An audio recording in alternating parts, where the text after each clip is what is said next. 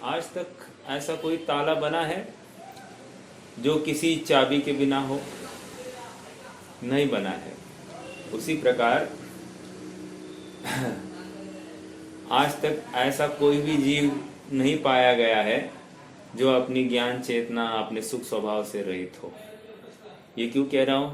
क्योंकि यही वो चाबी है जिस चाबी का अगर इस आत्म रूपी ताले में ये चाबी यथार्थ रूप से डाली जाए तो वो ताला खुल जाएगा और मोक्ष का मार्ग खुल जाएगा। समझ में आ रहा है? जीव को अपने चाबी संबंधी भ्रांति है। चाबी भी देख रहा है लेकिन इसका प्रयोग कैसे करना ये उसको खबर नहीं है। उसी प्रकार जीव अपने ज्ञान उपयोग को देख रहा है, अपने सुख स्वभाव का निर्णय कर रहा है शास्त्रों के माध्यम से, लेकिन इसका प्रयोग कैसा करना और कब करना ये इसको खबर नहीं है, अर्थात विश्वास नहीं है। एक अब्राहम लिंकन की कोट से एक दो तीन, मैंने ऑलमोस्ट 20-25 कोट्स लिखे थे, उसमें से हर रोज एक दो बता रहा हूं। हाँ, people who shine from with in don't need a spotlight. क्या कह रहे हैं? People who shine from with in don't need a spotlight. हाँ, मतलब जो स्वयं प्रकाशित है उसको बाहरी प्रकाश डालकर उसको प्रकाशित करने की आवश्यकता नहीं होती है। जैसे वो हीरे होते हैं, हीरे वो स्वयं प्रकाशी भी होते हैं। एक आता है ना, दर्जी को हीरो मिलो सुई पौनो ताको नाम, अर्थात उसको रास्ते में अंधेरे में चल रहा था, कुछ चमकने लग गया तो उसने वो उठा दिया, घर पर लेकर आया तो उसने देखा कि ये उस पत्थर से पूरा घर प्रकाशित हो गया है। अब प्रकाशित हो गया तो उसको लगा वाह, अब मैं रात में भी कपड़े सिल पाऊंगा। वो अभी इसको वो खबर नहीं है वो हीरे की कीमत क्या है। वो हीरा अगर बेच दे तो इसके साथ पुश्ते बैठकर खा ले, इतना माल मिलेगा, लेकिन उसको खबर नहीं है, इसलिए उसकी महत्ता से अनजान होते हुए वो अभी भी दुखी है, दरिद्री ही है, मेहनत ही कर रहा है। उसी प्रकार हमको ये जिनवानी रूपी हीरा मिला है और वो हीरे से अपना घर प्रकाशित हो गया है। घर ही नहीं, मेरी चिंतन धारा भी प्रकाशित हो गई है, लेकिन अभी भी इस चिंतन धारा का प्रयोग मैं क्यों कर रहा हूं? पंडिताई के लिए। इस चिंतन धारा का प्रयोग क्यों कर रहा हूं? पर कर्तृत्व के लिए। इस चिंतन धारा का प्रयोग क्यों कर रहा हूं? पर में कर्तृत्व भाव और स्वामित्व स्थापित करता हुआ महंतता ऐंठता हूं मैं, कि मैं धर्मी, अर्थात मैंने इन सब क्रियाओं में स्वयं को धर्मी मान लिया। और आचार्य देव हमको स्पष्ट कह रहे हैं, न धर्मो धार्मिक के बिना, अर्थात धर्म धर्मी के आश्रय से होता है। तो अधर्मी के आश्रय से कर रहा है तो कैसे होगा? अधर्मी मतलब परद्रव्य के आश्रय से करेगा तो तुझे धर्म नहीं होगा। 93 नंबर की गाथा थी प्रवचन सार की, वहां पर क्या कहा? पज्जय मूढ़ा ही पर समय। जो पर्याय में मूढ़ है ना वही पर समय है। पर्याय में मूढ़ है मतलब इस पर्याय को कैसे संभालू, इस पर्याय की ज्ञान धारा या ज्ञान की उन्नति कैसे करूं, या ये पर्याय कैसे प्रबल हो जाए, 4 लोगों में कैसे खुलकर दिखे, इसकी यही तो मतलब चिंता तो यही है ना। इससे ज्यादा कुछ है क्या? 2 पैसा ज्यादा कमाऊं, 4 लोग मुझे ज्यादा पहचाने, मुझे बहुत प्रसिद्धि मिले, इसी की तो चिंता है ना। और कोई मुझे बुरा ना कहे, इसी में ये सुख मानता है कि नहीं। और आचार्य दे रहे, अरे भाई ये सब स्वाध्याय मिलकर जिनवानी रूपी रत्न मिलने के बावजूद तू क्या कर रहा है? तू उस दर्जी जैसे रात में कपड़े सिल रहा है, वैसे तू दिन भर शुभ भाव में धर्म मानता हुआ प्रवृत्ति कर रहा है। हालांकि कोई मुझे अच्छा कहे, ये भावना तो पाप है, ओछी भावना है। मैं अपने में स्वयं सुंदर हूं, ये ऑलरेडी पहले ही कह दिया आचार्य देव ने। सवत्थ सुंदर लोए, तेरा आत्मा जगत में सबसे सुंदर है। हाँ जी। और एक बताऊं?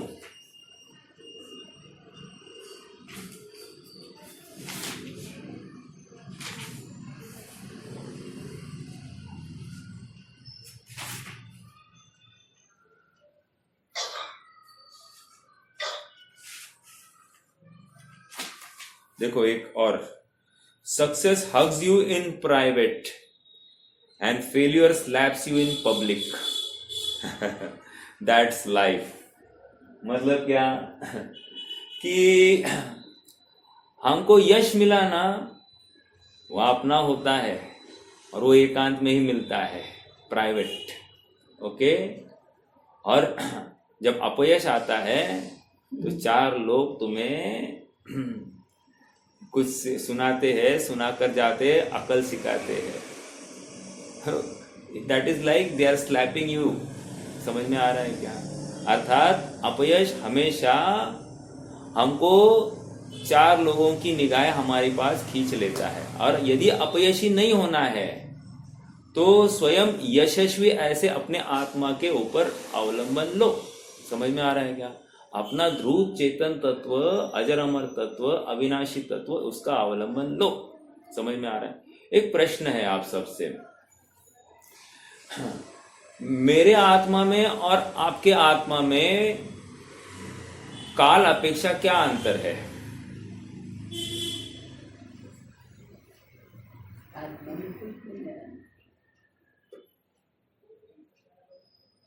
काल अपेक्षा मतलब कितना बड़ा है? काल अपेक्षा कितना बड़ा है मेरा और आपका आत्मा? हाँ, तो ना आपका आत्मा छोटा है ना मेरा आत्मा बड़ा है। समझ में आ रहा है? आपका जितना बड़ा आत्मा है उतना ही मेरा बड़ा आत्मा है, राइट? एक दूसरी बात, आपके आत्मा में और मेरे आत्मा में भाव अपेक्षा क्या फर्क है? भाव मतलब आपके आत्मा में गुण और मेरे आत्मा के गुणों में भाव अपेक्षा क्या फर्क है? साथ साथ अरहंत या सिद्ध भगवान को भी कोरिलेट करना, तो हमको समझ में आएगा ना क्या क्या कमी है। कह रहे भाव अपेक्षा भी कोई कमी नहीं है साहब, उनका भी आत्मा अनंत गुणों का धनी, मैं भी अनंत गुणों का धनी, आप भी अनंत गुणों के धनी। समझ में आया? अब जब हर किसी विषय में समानता दिखाई दे रही है, स्वभाव अपेक्षा, काल अपेक्षा वैसा, भाव अपेक्षा वैसा, क्षेत्र अपेक्षा, प्रदेश अपेक्षा, असंख्यात प्रदेशी लोकाकाश प्रमाण, वो आपका भी वैसा है, सिद्धों का भी वैसा है। क्या फर्क पड़ रहा है? तो मैं छोटा, मैं बड़ा, मैं दुबला, मैं पतला, ये कहाँ से लाए? वो सब पज्जे मूड़ा ही पर समाया। समझ में आ रहा है क्या? तो वो भी नहीं है। अब बचा क्या? द्रव्य रूप से आपका आत्मद्रव्य आपका कार्यकारी, मेरा आत्मद्रव्य मेरे लिए कार्यकारी। अर्थात अनंत गुणों का धनी ऐसा अनादि निधन वस्तु, असंख्यात प्रदेशी लोकाकाश प्रमाण आपकी भी है, मेरी भी है। आपका द्रव्य पर समय में परिणमित हो रहा है, मेरा भी प्रत्येक समय में मेरा भी आत्मद्रव्य परिणमित हो रहा है।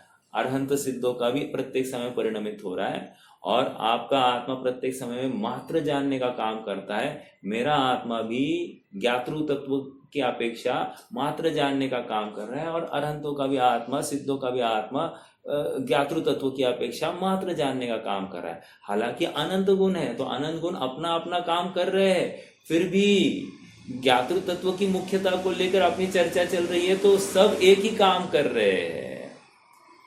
हाँ, अब सिद्ध पर्याय में क्या कर रहे हैं? पर्याय में वे अपने आत्मा को ध्यान रहे, मैं आत्मा हुआ ऐसे मान रहे, मैं सिद्ध हुआ ऐसा नहीं मान रहे।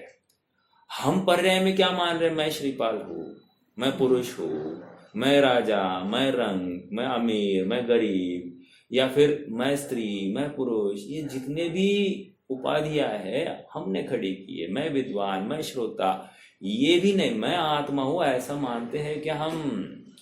मैं कान से सुनता हूँ, मैं आंख से देखता हूँ, ऐसा ही मान रहे हैं कि नहीं मान रहे हैं? मान लो मैं ये स्वाध्याय कर रहा हूँ आपको समझाने के लिए, कुछ फायदा है मुझे? ये स्वाध्याय जो मैं करता हूँ दिन भर, जितने भी देर करता हूँ, आपको समझाने के लिए मैं ये गाथा का अभ्यास कर रहा हूँ, तो कुछ फायदा है मुझे? कोई फायदा नहीं है। हाँ, कोई कहे फायदा है तो क्या फायदा है? कदाचित मैं इसको अच्छी तरह से प्रेजेंट कर सकूं तो आप मेरी वाह करोगे और प्रशंसा करोगे, भाई मेरे लॉजिक्स, मेरे तर्क बहुत अच्छे, मुझे वस्तु स्वरूप समझ में आया, ऐसा आप कहोगे। लेकिन भगवान के पास जाएंगे और भगवान देखेगा भाई इसका सम्यक तो है या नहीं है, इसको मिथ्या तो अभी भी जिंदा है क्या? हाँ जिंदा है। फिर ये पढ़ के क्या कर रहा है? ये पढ़ के मात्र पुण्य बटोर रहा है, ये पढ़ के मात्र मान कषाय का पोषण कर रहा है, ये पढ़ के मात्र स्वच्छंदी हुआ है। स्वच्छंदी हुआ है मतलब गाफिल हुआ है, गाफिल मतलब सच्चे देव शास्त्र गुरु मिलने के बाद भी हुआ क्या है? संसार की वृद्धि हुई है, संसार की हानि नहीं हुई है, संसार का नाश नहीं हुआ है। और ये क्यों हुआ है? अभी भी मोह जिंदा है, राग जिंदा है, द्वेष जिंदा है। समझ में आ रहा है क्या? और दिन भर नारे लगाता है आत्मा जिंदाबाद और करता है मोह राग द्वेष जिंदाबाद। अभिप्राय में मोह राग द्वेष जिंदाबाद है और कहता तो है आत्मा, आत्मा अनंत गुणों का धनी, आत्मा अनंत सुख का, मैं ज्ञानानंद स्वभावी हूँ, सब बोलता है, सब बोलता है, लेकिन उसके भाव को समझता नहीं है और जब उसका प्रयोग करना है तब करता नहीं है। इसलिए आवश्यक एक बात जरूरी है, क्या? आत्म परीक्षण। मैं कौन हूँ और क्या कर सकता हूँ और सुखी क्यों नहीं हूँ, और सुखी होना है तो क्या करना पड़ेगा। समझ में आ रहा है क्या? इस पर्याय में जो चेंज है वो करना ही पड़ेगा। देखो हमारा व्यापार है, व्यापार में हमको नुकसान हो रहा है, मेरा प्रश्न है कि हमको क्या करना? हमारे कारीगरों को, हमारे स्टाफ को, या फिर ग्राहक नहीं है कर्म के उदय को कोसते रहना, या हमें हमारे व्यापार की पद्धति में या कोई क्रियाओं में कुछ कमी है, मान लो हमारी परचेस महंगी होगी, मान लो हमारी सेल्स महंगी मतलब ठीक नहीं हो रही है, या मान लो हमारी जो कोई इंटरमीडिएट प्रोसेस है उसमें कुछ तकलीफ होगी, उनको सुधारना और व्यापार की वृद्धि करना, या जो जो भाई अपने नसीब में नहीं है, कर्म के माथे, या फिर सब मतलब पराश्रित रहकर हताश होना, ये उपाय है। उपाय तो पुरुषार्थ का है कि नहीं, जहां जहां संभव है हमें उस व्यापार संबंधी कमियां हमको निकालनी है, और निकालनी है तो कदाचित हमको कठोर उपाय भी अमल करने पड़ेंगे, कदाचित किसी एम्प्लॉय को हमको हटाना भी पड़ेगा, कदाचित किसी नवीन एम्प्लॉय को हमको लाना भी पड़ेगा, ये है ना। और वो हमारे जो फर्म में काम कर रहा है, मान लो बहुत प्रामाणिक है लेकिन काम बराबर नहीं कर रहा है, तो क्या मतलब है क्या उस पोस्ट को? अगर वो उस पोस्ट को जस्टिफाई नहीं कर रहा है तो वो वहां पर रहने के काबिल नहीं है। उसी प्रकार मान लो हमने सच्चे देव शास्त्र गुरु का अवलंबन लिया और इनके मिलने के बावजूद भी हम सुखी नहीं है, तो हमने क्या किया? हाँ, सुमन जी एक बात कहते हैं कि तुम्हें लगता है ना तुम बहुत धर्म करते हो, एक काम करना, एक दिन के लिए तुम कोई शास्त्र नहीं खोलना, एक, और क्या करना, तुम कोई स्वाध्याय भी नहीं सुनना, दो, तीसरा और क्या करना, तुम एक मिनट, क्या क्या, देव दर्शन भी नहीं करना। समझ में आया? कुछ नहीं करना, कहीं घूमना फिरना नहीं, कुछ नहीं करना, किसी के साथ फोन भी नहीं करना, कुछ नहीं करना। तो क्या करना? क्या करना? कह रहे मात्र तत्व चिंतन करना, मैं आत्मा हूं। तुम कर सकते हो कि नहीं? जस्ट एक आजमा कर देख लो ना, आजमा कर देख लो।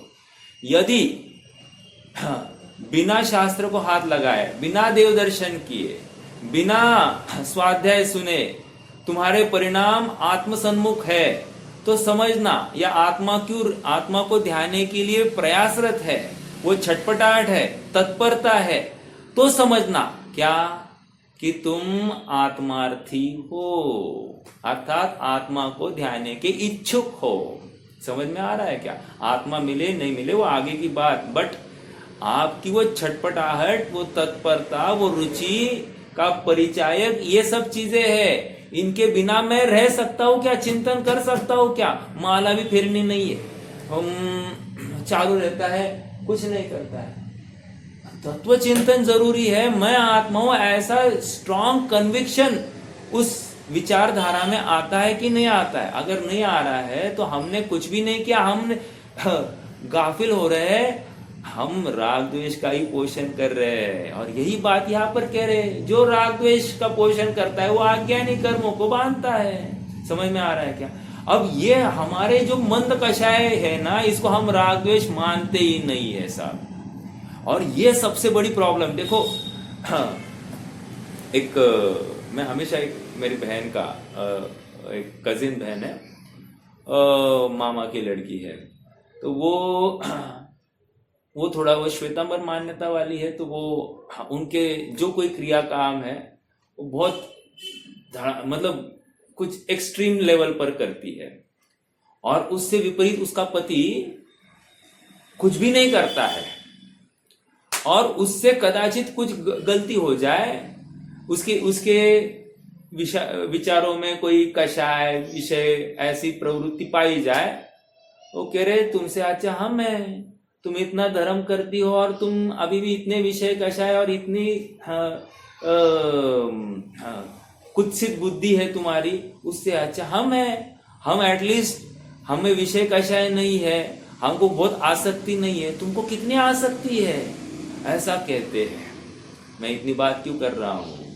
इतनी बात इसलिए कर रहा हूं कि धर्म का अवलंबन लेने वाला, उससे तो सारी दुनिया अपेक्षा रखती है कि भाई ये अन्यों से अच्छा है, अन्यों से अच्छा है।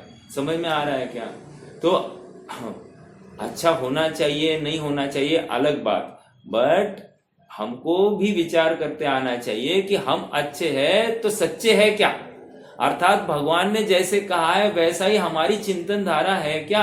अगर नहीं है तो समझना कि हम रागी द्वेषी है, हम दिन रात राग और द्वेष का ही पोषण कर रहे हैं, मोह में ही मस्त आकंठ डूबे हैं। समझ में आ रहा है? आइए अब हम गाथा का पाठ करेंगे। 72वीं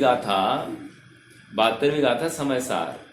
वहां पर एक बात आई थी, वो कह रहे कि जीव अज्ञानी क्यों है? तो वहां पर कह रहे क्योंकि वो आश्रवों में और आत्मा में अंतर नहीं करता। तो उन्होंने आश्रव की डेफिनेशन करी, मतलब आश्रव को एक्सप्लेन किया। तो आश्रव भाव कैसे है? कह रहे अशुचि है, हाँ, और क्या है?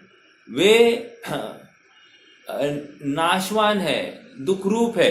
एक मिनट, मैं गाथा तो मैंने ओपन की है लेकिन मुझे वो भाव मिल नहीं रहा है।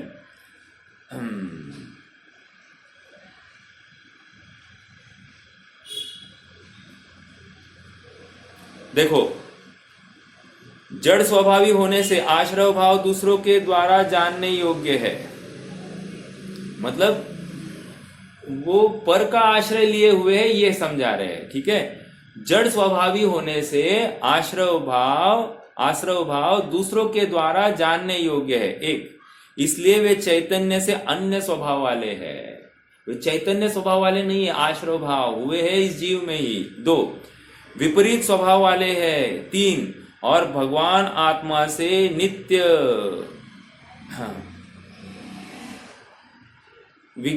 क्या है ये?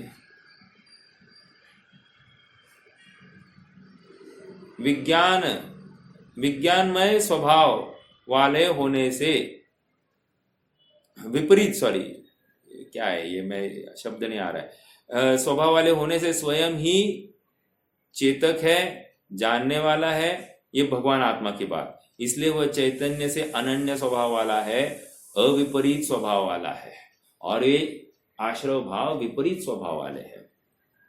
अब यहां पर क्या कह रहे हैं, यहां पर आत्मा ही मोह राग द्वेष रूप परिणमित हुआ है। वहां आत्मा में जो मोह राग द्वेष के परिणाम है वो कह रहे वो आत्मा से भिन्न है, और यहां पर कह रहे आत्मा ही मोह राग द्वेष से परिणमित हो गया है। अब क्या अंतर करना साहब, यहाँ पर दोनों एक ही आचार्य ने लिखे हुए गाथा है, और दोनों में क्या अंतर है, इतना ही अंतर है, यहाँ पर आत्मा को पर्याय से युक्त कहा है, आत्मा ही पर्याय में परिणत हुआ है, वो आत्मा ही पर्याय रूप परिणमित हुआ है, उसने सर्वस्व उस पर्याय में समर्पित कर दिया है।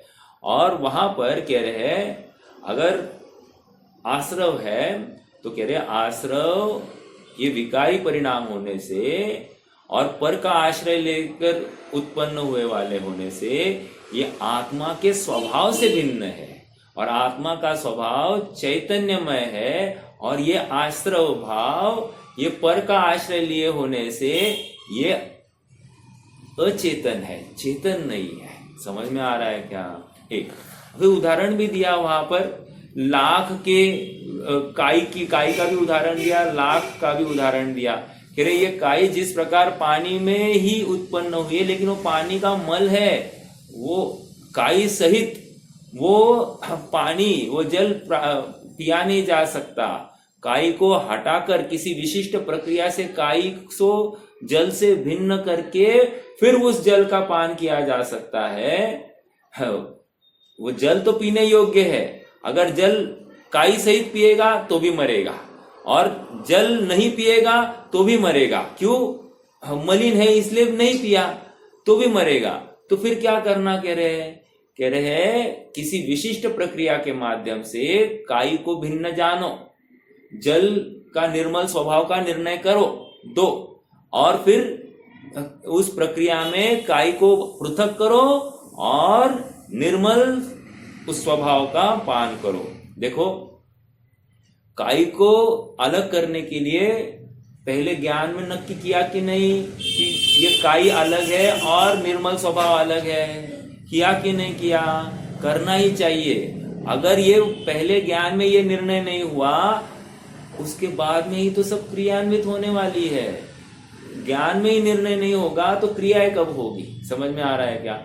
इसलिए निरंतर आत्म परीक्षण आवश्यक है, और जहां जहां अपनी गलती है उस गलती को सहर्ष स्वीकार करना कि मैं देह बुद्धि रख रहा हूं, इसमें खेद बरतना।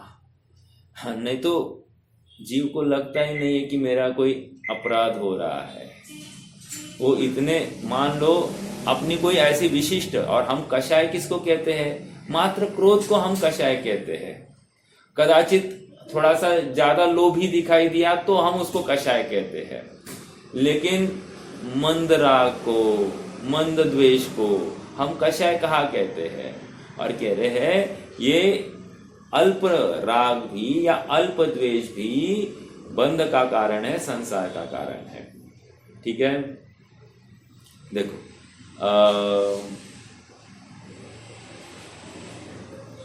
गाथा 243-244 पेज नंबर है 168।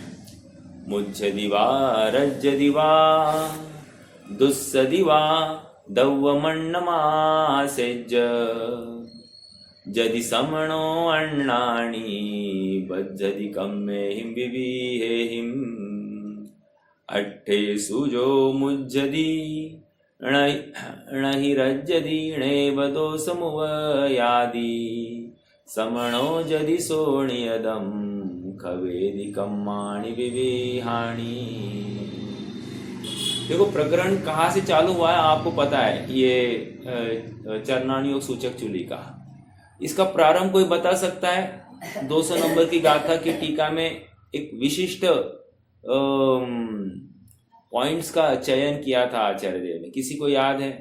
एकदम फ्रैक्शन ऑफ सेकंड्स में कोई बता सकता है क्या कहा था वहां पर? नहीं कहा था। चलो, हाँ, उसके पहले जो कलश आया था, कलश में कहा द्रव्यानुसारी चरणम, चरणानुसारी द्रव्य।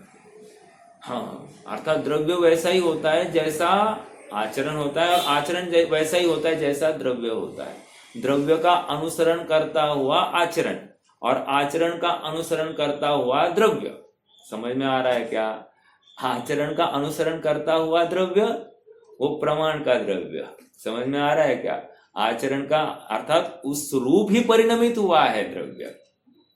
चल, तो मुझे क्या कहना है वहां पर एक बात, उसके आगे 200वीं गाथा में क्या कहा?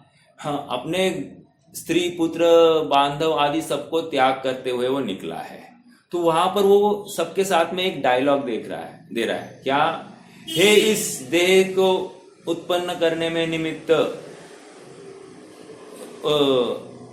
मतलब पिता के रूप में आत्मा, समझ में आया? पिता के शरीर के अंदर विराजमान वो आत्मा, तुम मेरे परमार्थ पिता नहीं हो, फिर तुम मेरी परमार्थ माता नहीं हो, तुम मेरी परमार्थ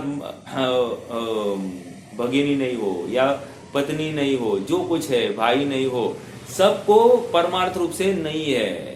परमार्थ रूप से तो मेरा आत्मा ही मेरा है, मेरा ही आत्मा, मेरा पिता माता बंधु पत्नी जो कुछ है मेरा आत्मा ही मेरा है। समझ में आया? एक बात फिर आगे चलकर कह रहे हैं, ये 5 महाव्रत 5 समिति 3 गुप्ती मैं तुम्हें तब तक अंगीकार करता हूं जब तक तुम्हारे प्रसाद से मुझे शुद्धोपयोग की प्राप्ति नहीं हो।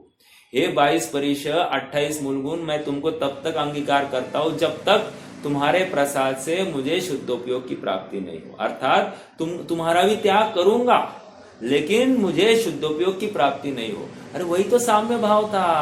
समझ में आ रहा है क्या? उसी का एक्सटेंशन यहाँ पर चल रहा है।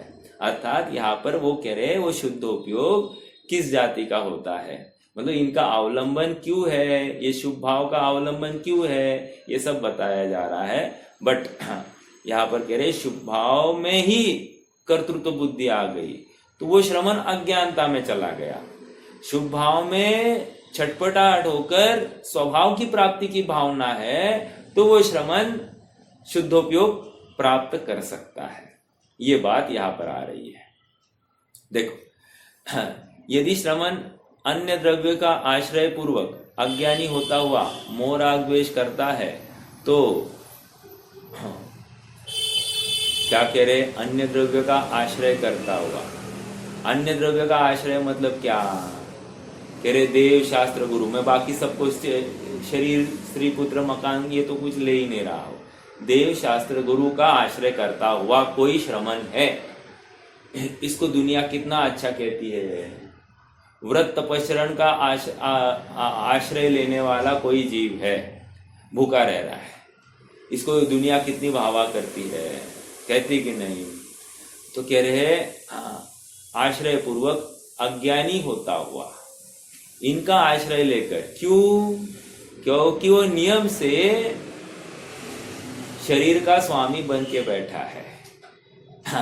जो पर द्रव्य का आश्रय लेता है वो नियम से सबसे पहले इस शरीर का आश्रय ले लेता है, तभी तो जाकर अन्य सभी द्रव्यों का आश्रय, क्योंकि सबका आश्रय का आधार कौन है? ये शरीर है। तो शरीर का आधार मतलब अभिप्राय में शरीर से अपनत्व हुए बिना, स्वामित्व हुए बिना ये अन्य द्रव्यों का आश्रय ले ही नहीं सकता। तो क्या कह रहे? यदि श्रमण अन्य द्रव्यों का आश्रय पूर्वक अज्ञानी होता हुआ मोह राग द्वेष करता है तो वह विविध कर्मों से बंधता है, और यदि पदार्थों में मोह राग द्वेष नहीं करता है तो ज्ञानी श्रमण नियम से विविध कर्मों को खपाता है। 2 लाइन में 2 सेंटेंस में ये पूरे गाथाओं का निचोड़ आ गया। देखो अब यहाँ पर अमृतचंद्र स्वामी की टीका, जो मुनि ज्ञानात्मक आत्मा को मुख्य रूप से नहीं भाता, अंडरलाइन दिस। क्या कहा? ज्ञानात्मक आत्मा को मुख्य रूप से नहीं भाता। मतलब क्या साहब? मतलब इतना ही, अपने ज्ञातृ स्वभाव को देखता नहीं। ज्ञातृ स्वभाव को देखता नहीं मतलब क्या? मतलब इतना ही है। बोलो, ज्ञातृ स्वभाव को देखता नहीं मतलब क्या? कौन बताएगा?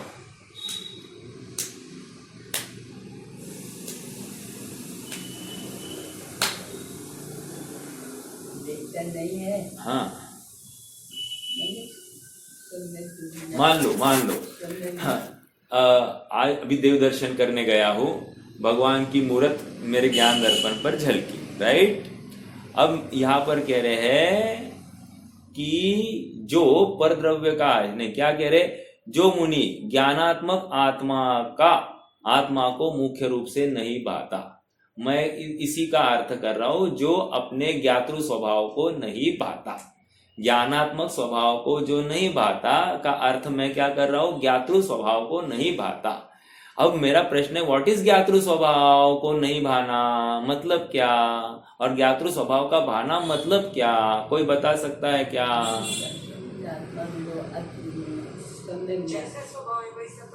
हाँ बराबर है ना, जैसा स्वभाव वैसा ही परिणाम है, बात तो बिल्कुल सही है, लेकिन उसका बोलो ना, क्या उसमें एक मूल बिंदु है, ज्ञाता दृष्टा रहना। थोड़ा सा और अच्छा बोलिए ना, वो तो ठीक है, ज्ञाता दृष्टा रहे, बराबर है, थोड़ा सा और अच्छा। ज्ञातृ स्वभाव मतलब क्या? ज्ञाता दृष्टा तो है ही, द्रव्य से भिन्न भी ठीक है।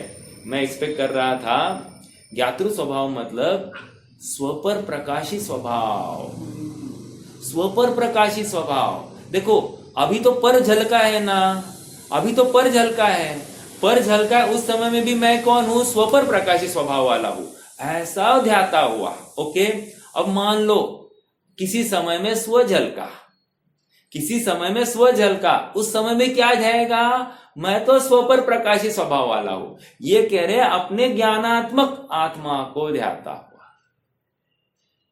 अब जब ये होता है ना, तो अपने आप इसको पर को लेकर राग द्वेष नहीं होता, क्योंकि मेरा स्वभाव जानना है।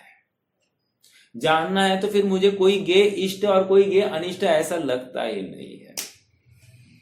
ओके, हाँ, इस विषय को अपन भेद विज्ञान करने के लिए बहुत सारी बातें, जैसे 199 नंबर की गाथा में वहां पर क्या कहा, 199 या 200 नंबर की गाथा में वहां पर भी कहा कि मानो ज्ञान की महिमा कर रहे, उस ज्ञान में 3 लोग 3 काल के समस्त पदार्थ खचित है, किलित है, मंडित है, चित्रित है। आई थी कि नहीं आई बात? 3 लोग 3 काल के समस्त पदार्थ खचित है कहकर क्या कहना चाह रहे हैं, मंडित है कहकर, चित्रित है कहकर, किलित है कहकर क्या कहना चाह रहे हैं? सब कुछ नक्की था कि नहीं था? सब कुछ नक्की था, और ये तुम्हारे ज्ञान स्वभाव में है, ये इतनी सामर्थ्य है तुम्हारे ज्ञान स्वभाव की, ऐसा होते हुए भी तुम्हें किसी को देखने की आस ही नहीं है। क्यों नहीं है? क्योंकि तुम्हारा ज्ञान स्वभाव का और एक इंपॉर्टेंस है कि वो स्वपर प्रकाशी है, मात्र जानना उसका काम है, इसके आगे कुछ नहीं। जानकर राग द्वेष करना तो संभव ही नहीं है। समझ में आ रहा है क्या? हमको यदि पता चले कोई हमारे पास कंटिन्यूअसली देख रहा है, हमको क्या लगता है, ये क्यों हमारे पास देख रहा है, ये क्यों हमारे पास देख रहा है, ये क्यों हमारे पास देख रहा है, ये क्यों हमारे पास देख रहा है। देख, आपके पास कोई कंटिन्यूस क्यों देख रहा है, क्यों देख रहा है, क्यों देख रहा है, ऐसे क्या देखते रहता है, कहोगे कि नहीं? हाँ, अरे उस समय भी तुम ज्ञाता बनो ना, अर्थात तुम अपने ज्ञान स्वभाव का अवलंबन लो। ये देख रहा है, ये मुझे दिखने में आ रहा है, लेकिन अनंत केवली मुझे देख रहे, ये मुझे नहीं दिखाई दे रहा ना, तो उनको मैं प्रश्न नहीं पूछता, और कोई दूसरा मुझे देखे तो मुझे तकलीफ होती है। समझ में आ रहा है क्या? और कभी कभी तो ऐसा होता है, हम कपड़े पहनते हैं अच्छे, हमको लगता है कि सब हमको देखे और हमको कमेंट करे, तो उस समय हमको लगता है कोई देखे। समझ में आ रहा है? और कोई गहना पहन लिया, हमको लगता है कि कोई हमको इसके ऊपर कॉम्प्लीमेंट दे, और नहीं दे तो ये देखो नया लिया करते हैं। समझ में आ रहा है क्या? कहने की बात इतनी है, ये अपने ज्ञान स्वभाव को नहीं ध्या रहा है, अर्थात इसकी रुचि, इसका झुकाव निरंतर पर द्रव्यों में है। हाँ, इसके रुचि का विषय पर द्रव्य है, और पर द्रव्य और कुछ नहीं, ये शरीर है, शरीर। और शरीर के लिए अपराध करना, इसको आजकल अभी अपराध भी नहीं लगता है। समझ में आ रहा है क्या? शरीर के लिए अपराध करना, इसको अपराध ही नहीं लगता है। और सभी लोग करते हैं, तो इसमें अपराध क्या है? जैसे अभी हम भोजन कर रहे हैं, राइट? तो भोजन कर रहे, इसमें इसको अपराध ही नहीं लग रहा है। अरे कितना बड़ा अपराध है कि तू अनशन स्वभावी, और तू लगता है कि मैं इसके बिना मैं जी नहीं सकता। ऐसी इसकी मान्यता है, मैं इसके बिना जी नहीं सकता, और डेली द्रव्य संग्रह की गाथा गा रहा है। दवाई लेना, यह अपने को अपराध लगता ही नहीं है कि नहीं? क्या बात है, मेरा स्क्रीन नहीं दिखाई दे रहा? आपको दिखाई दे रहा है क्या मेरा स्क्रीन? मतलब मेरा चेहरा दिखाई दे रहा है क्या?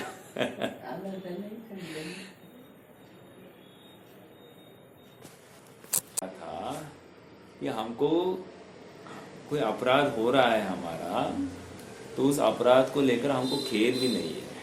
मैं आत्मा हूँ, मैं ज्ञाता स्वभाव वाला हूँ, ये तो बहुत दूर की बात। लेकिन मैं कुछ गलत कर रहा हूँ, ये भी हमको स्वीकार नहीं है। इतना तो होता ही है, इस भूमिका में ये होता ही है, ऐसा नहीं है। देखो, भूमिका में यद्यपि होता हुआ, मैं स्वभाव को नहीं ध्यान रहा हूँ, इसका खेद कहाँ वर्त रहा है? तो खेद नहीं वर्त रहा है ना, तो रुचि नहीं है। समझ में आ रहा है क्या? देखो देखो, जैसे कोई रोग हो गया अपने को, हाँ, तो रोग हो गया है, तो उस रोग के अभाव का यत्न निरंतर है कि नहीं? या उपाय क्या है, उपाय क्या है, उपाय क्या हो सकता है, निरंतर चलता है कि नहीं? मैं आपको बताऊं कि थोड़ा सा मैं बीमार था बीच में, थोड़े दिन पहले, तो कुछ ज्यादा ही दिन बीमारी थी, लेकिन डेली वो एनालिसिस चलती थी कि मुझे क्या हुआ है, मुझे क्या हुआ है, मुझे क्या हुआ है। ये निरंतर वो एक बैक ऑफ माइंड, वो विकल्प चलते रहता है। हाँ, उसको याद करने की जरूरत नहीं होती। समझ में आ रहा है?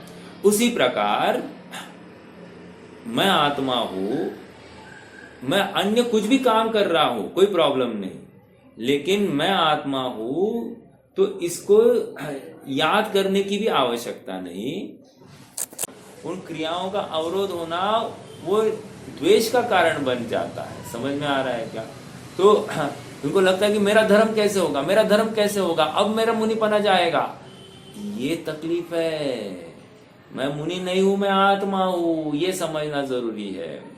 देखो, आप कहोगे मुझे समझ में आ रहा है, उनको नहीं समझ में आता है क्या? देखो, शब्दों के माध्यम से वो परिणाम को बांध लिया जा रहा है। ऐसा नहीं है कि वो समझ नहीं पा रहे हैं, अर्थात तत्व ज्ञान की कमी है, ऐसा नहीं कह रहा हूं मैं। आगम अभ्यास की कमी है, ये भी नहीं कह रहा हूं।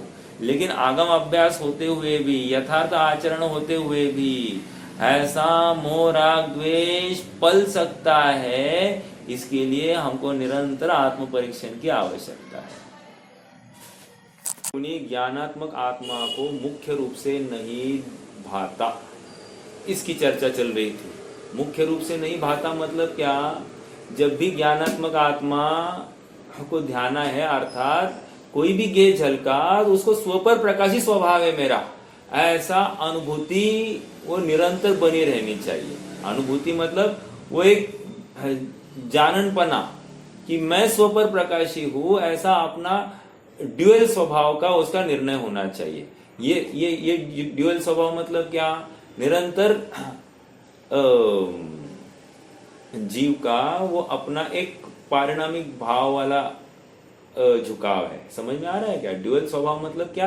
पारिणामिक भाव वाला झुकाव है। देखो, पर प्रकाशीपना ये तो पर्याय वाली बात हो गई। स्वप्रकाशीपना, मात्र स्वप्रकाशीपना, ये भी पर्याय वाली बात है। लेकिन स्वपर प्रकाशीपना ये उसका स्वाभाविक भाव है। आप पकड़ रहे क्या? तो ये यहां पर समझाने चाह रहे हैं कि ये ज्ञानात्मक आत्मा को मुख्य रूप से नहीं भाता। तो नहीं भाएगा तो क्या होगा? वो निरंतर पर्याय में ही मूड होगा। समझ में आ रहा है क्या? अपने को छोटा बड़ा कुछ न कुछ तो देखेगा, लेकिन आत्मा नहीं देखेगा। ओके, वह गेयभूत अन्य द्रव्यों का आश्रय अवश्य करता है। कौन? ये अज्ञानी।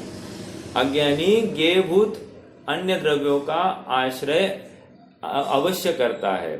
पर द्रव्यों का आश्रय करने वाला वह मुनि ज्ञानात्मक आत्मा से भ्रष्ट अज्ञानी होता हुआ मोह राग द्वेष करता है और बंध को प्राप्त होता है, मुक्त नहीं होता। इसलिए अनेकाग्रता को मोक्ष मार्गत्व सिद्ध नहीं होता। किसको खड़ा किया है? द्रव्यलिंगी साधु को खड़ा किया है। द्रव्यलिंगी साधु मतलब कौन? कल बताया था कि जिसके 28 मूल गुणों का निरतिचार पालन चल रहा है, लेकिन वो अभी भी मोह राग द्वेष वर्तते, ऐसे प्रथम गुणस्थान वर्ती जीव को यहाँ पर खड़ा किया है। और सुनिए, ये जीव हो सकता है पूर्व में सम्यक दृष्टि रहा हो और आज मिथ्या दृष्टि हुआ हो, ऐसा हो सकता है, कोई प्रॉब्लम नहीं। या फिर मात्र व्रत अंगीकार किए है और सम्यक्त्व का खबर नहीं है, ऐसा भी हो सकता है। दो बातें कर रहा हूँ, कोई भी पॉसिबिलिटी है। तो कह रहे हैं कि ये ऐसा जीव है और उसके आत्मा का भान निरंतर नहीं वर्तता, तो नियम से परद्रव्यों का आश्रय पाया जाएगा। इसी को 72वीं गाथा में क्या कहा? वो आश्रव भाव पर के कारण हुए हैं, इसलिए वे जड़ है, अचेतन है। हाँ, ये स्वाभाविक नहीं है। तो सेम थिंग यहाँ पर भी अप्लाई हो रही है। यदि इसका अपने ज्ञातृ स्वभाव का अवलंबन नहीं है, अपने ज्ञान स्वभाव का भान नहीं है, तो ये नियम से पर पदार्थों का ही ध्यान कर रहा है। समझ में आ रहा है क्या? और जब ये पर पदार्थों का ध्यान कर रहा है तो आत्मा तो ओझल हो गया, और जब आत्मा ओझल हो गया तो फिर काम कैसे होगा? नहीं होगा। आगे, पर द्रव्यों का आश्रय करने वाला वह मुनि ज्ञानात्मक आत्मा, ये हो गया। अगले पेज पर आ जाइए। और जो मुनिराज ज्ञानात्मक आत्मा को मुख्य रूप से भाते हैं, वे मुनिराज ज्ञेयभूत अन्य द्रव्यों का आश्रय नहीं करते। पर द्रव्यों का आश्रय नहीं करने वाले वे मुनिराज ज्ञानात्मक आत्मा से भ्रष्ट न होकर ज्ञानी होते हैं, मोह राग द्वेष नहीं करते हैं और वे मुक्त ही होते हैं, बंध को प्राप्त नहीं होते। इसलिए एकाग्रता को ही मोक्ष मार्गत्व सिद्ध होता है। अब आगे देखो, जयसेन स्वामी के बात आने वाली है। यह है क्या? तात्पर्य वृत्ति टीका में आचार्य जयसेन ने इन गाथाओं का भाव स्पष्ट करते हुए जो निष्कर्ष प्रस्तुत किया है, उसका भाव इस प्रकार है। जो मुनिराज निर्विकार स्वसंवेदन ज्ञान द्वारा, क्या कहा? ज्ञान को निर्विकार कह रहे हैं, और स्वसंवेदन ज्ञान के द्वारा निज में एकाग्र होकर निजात्मा को नहीं जानते। हाँ, जो मुनिराज निर्विकार स्वसंवेदन ज्ञान द्वारा निज में एकाग्र होकर निजात्मा को नहीं जानते, उनका चित्त बाह्य विषयों में जाता है। अपने ज्ञानानंद स्वभाव से च्युत होता है, इसलिए वे मोह राग द्वेष रूप परिणमते हैं और अनेक प्रकार के कर्मों से बनते हैं। इस कारण मुमुक्षुओं को एकाग्रता रूप से अपने स्वरूप की भावना करना चाहिए। ठीक है? अर्थात निरंतर कोई भी विषय जानने में आया तो यह आत्मा है कि नहीं है, बस इतना नक्की करना, और उसमें आत्मा की रुचि को ध्याता हुआ परिणाम होना चाहिए, और कुछ नहीं। देखो, और जो मुनिराज देखे हुए, सुने हुए, भोगे हुए भोगों की इच्छा रूप अपध्यान के त्याग रूप अपने स्वरूप की भावना भाते हैं, उनका मन बाह्य विषयों में नहीं जाता। बाह्य पदार्थों की चिंता का अभाव होने से वे निर्विकार चैतन्य चमत्कार से च्युत नहीं होते। रागादि का अभाव होने से उनके विविध प्रकार के विविध कर्म नष्ट हो जाते हैं। इसलिए मुमुक्षुओं को निश्चल मन से अपने आत्मा की भावना करना चाहिए। निश्चल मन कह रहे हैं यहाँ पर, मन का यहाँ पर थोड़ा सा प्रयोग किया, क्योंकि जहाँ जहाँ उपयोग बाहर गया वहाँ वहाँ मन सक्रिय हुआ है और मन ने भटकाया है, ऐसा समझ लेना चाहिए। इन शॉर्ट यहाँ पर इतना ही कहना है कि जीव को ज्ञान के माध्यम से ज्ञान का प्रयोग कैसे कर रहा है ये समझने योग्य है। ज्ञान का प्रयोग पर का अवलंबन लेकर हो रहा है, ऐसा इसको भाषित हो गया तो नियम से पर पदार्थ में अटक गया है। समझ में आ रहा है क्या?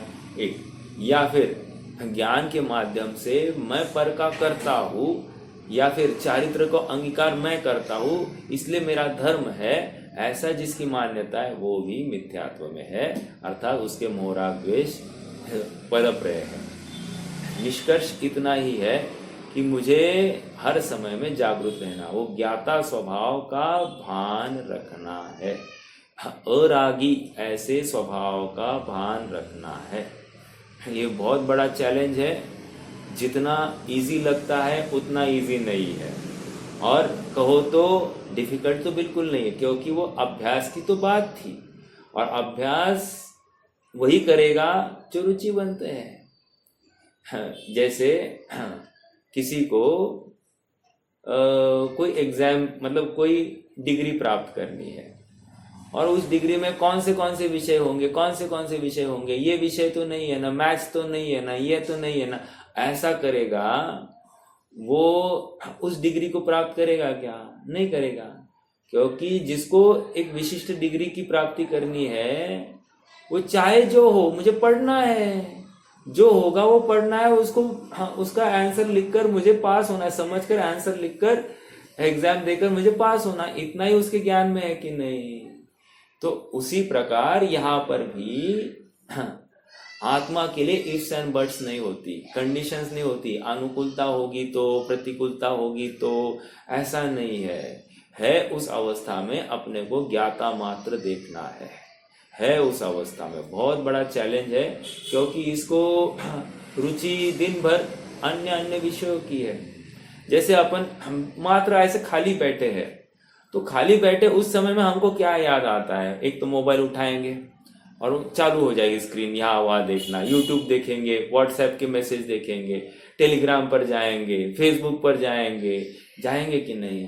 फिर किसी को कुछ भेजना, हमको कोई अच्छी बात दिखाई दी तो हम इमीडिएटली उसको शेयर करने की सोचेंगे, लेकिन वो अच्छी बात हम आत्मसात करें ऐसा हमको कभी वो भाव आता है क्या? हाँ ये अच्छी बात है ये तो जाना, लेकिन ये जानकर इसको कोई परद्रव्य याद आया उसके पीछे, वो जानकर उसको अपना ज्ञातृ स्वभाव जानने में नहीं आया, ये उसका अपराध है।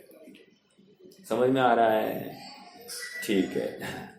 कल मेरे ख्याल से अपने को इनकी जयसेन स्वामी की टीका यहाँ पर उद्धृत की है, वो पढ़नी है, कुछ प्रश्न है तो वहाँ पर वो अपन उस टीका के माध्यम से देखेंगे। इस प्रकार वीतराग चारित्र संबंधी विशेष कथन सुनकर कुछ लोग कहते हैं, यही है क्या? हाँ, कुछ लोग कहते हैं कि सहयोग केवलियों के भी एक देश चारित्र है। हाँ, ये प्रकरण अपन कल पढ़ेंगे। यहाँ से थोड़ा सा टोन अलग है, प्रश्न उत्तर है, जयसेन स्वामी ने खड़े किए हैं, तो ये अपन कल देखेंगे। कोई